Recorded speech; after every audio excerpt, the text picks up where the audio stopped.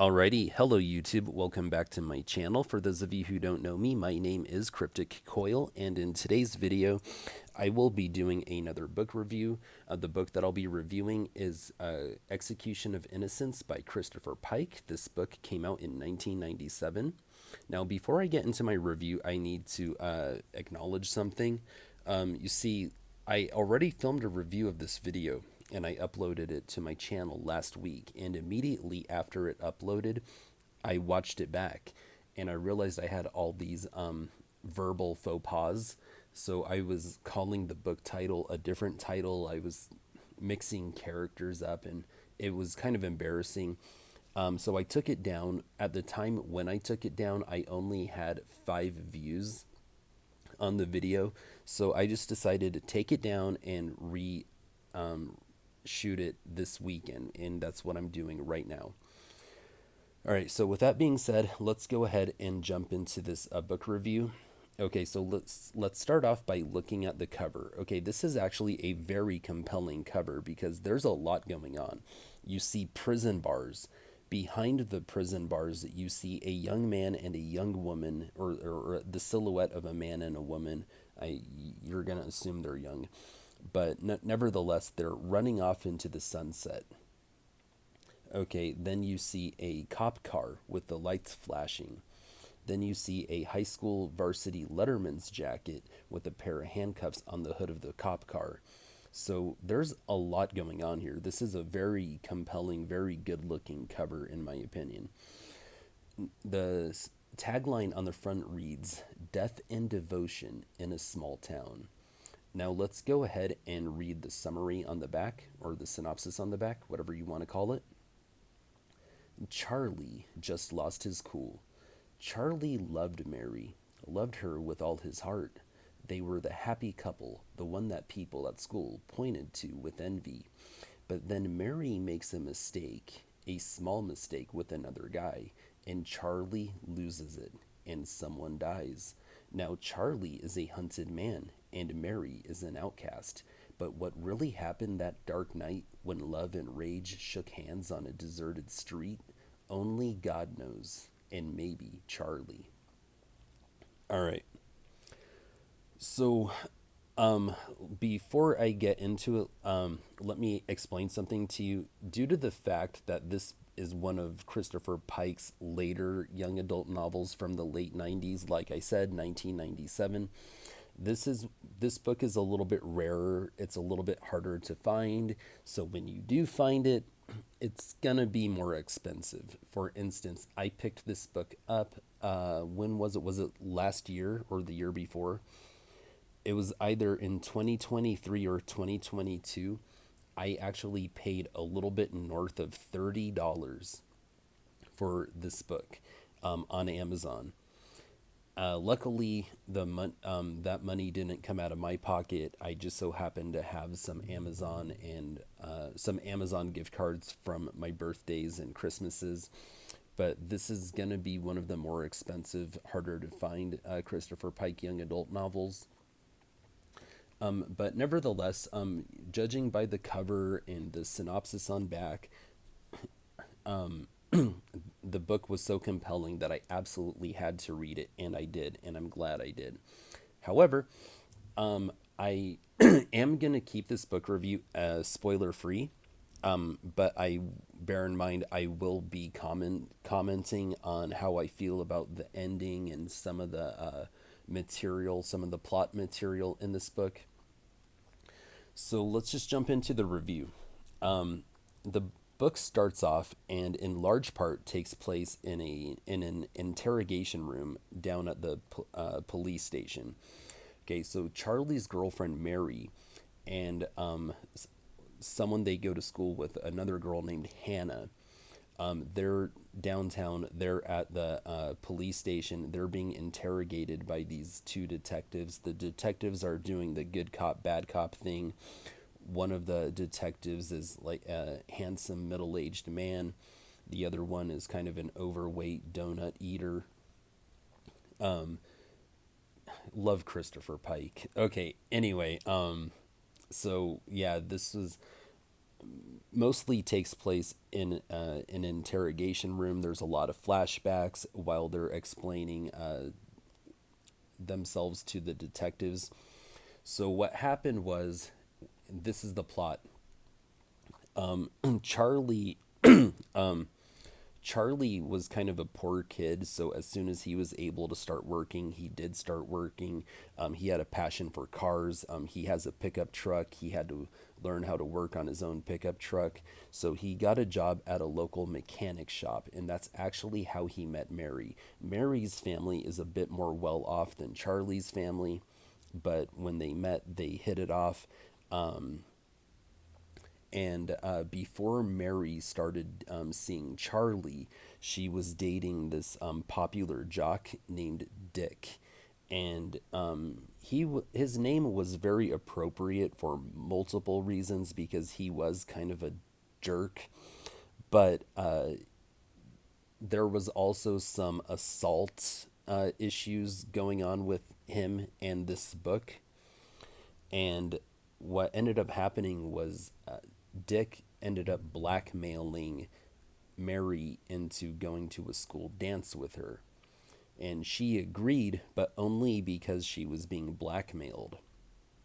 And but she told him, I'll go with you, but it's going to be platonic. Like, I'm with Charlie. I'm not trying to ruin this relationship that I'm in with Charlie. So she went. Now, as a guy, I'm reading this and I'm kind of mad at Mary, but if I'm being intellectually honest, I understand to some extent why she agreed to go to the dance with Dick. I mean, she was being blackmailed after all.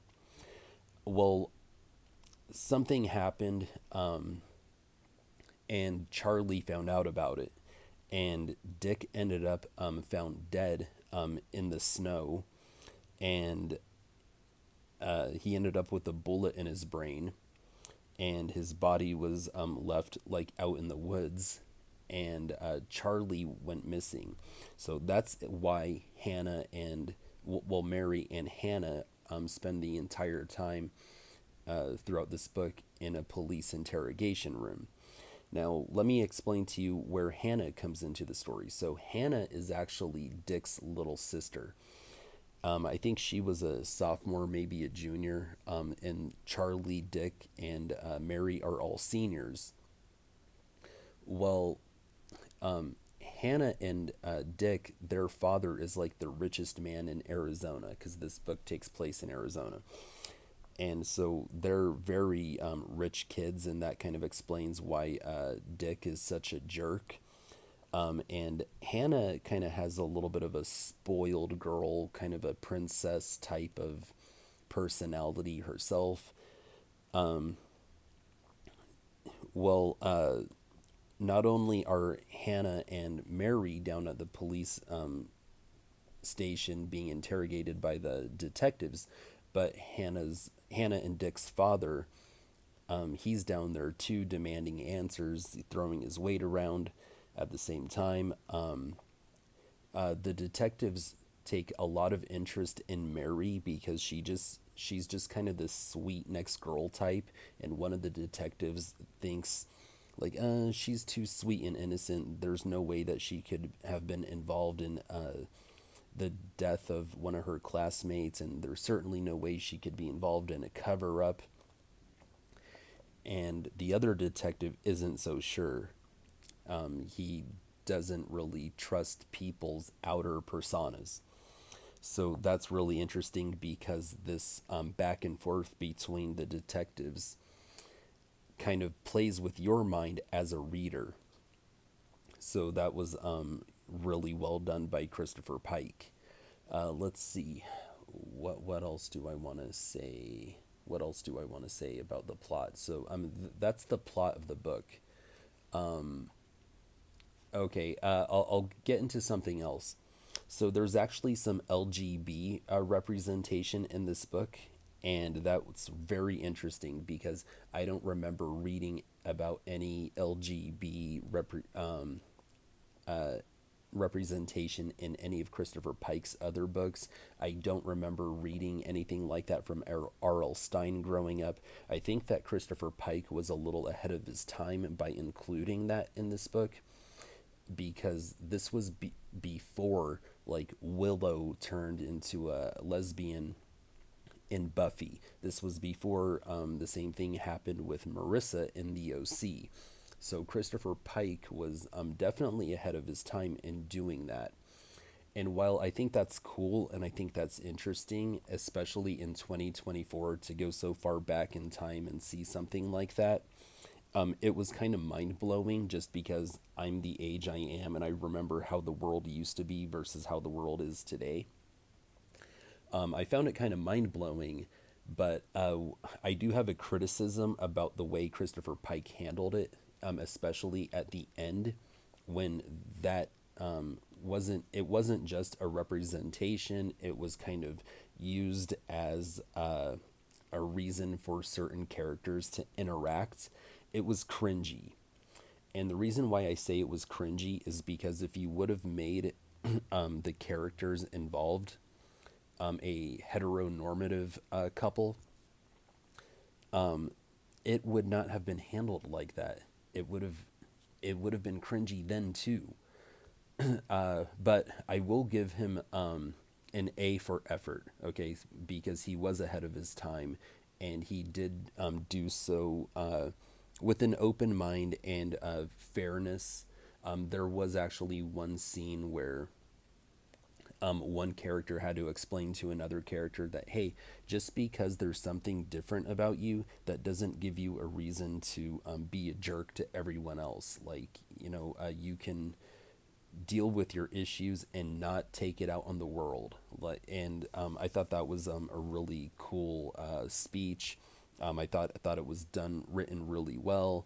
But then after that, something really cringy happened at the end, and it was like, why? Just why? If it were a straight man and a straight woman, it would not have been handled like that, because that would be weird, cringy, and unbelievable. And I think it was weird, cringy, and unbelievable here. But still, I give Christopher Pike an A for effort. Let's see. Is there anything else that I want to say before I get into my rating and wrap this up? There was the LGB issue. I already described the plot pretty well without trying to give away too many spoilers. There was an interesting scene involving ketchup. That's all I'm going to say. It was funny, but at the same time, it kind of bothered me because I have a memory when I was in elementary school. I read The Cuckoo Clock of Doom, the Goosebumps book, and I remember there was a scene where the little sister tried to sabotage the older brother's like birthday party or something like that, and stage like a murder scene, or make something look like a murder scene. And then I wanted to do the same thing to my family, so I took a kitchen knife and poured ketchup on it and left it on the kitchen counter.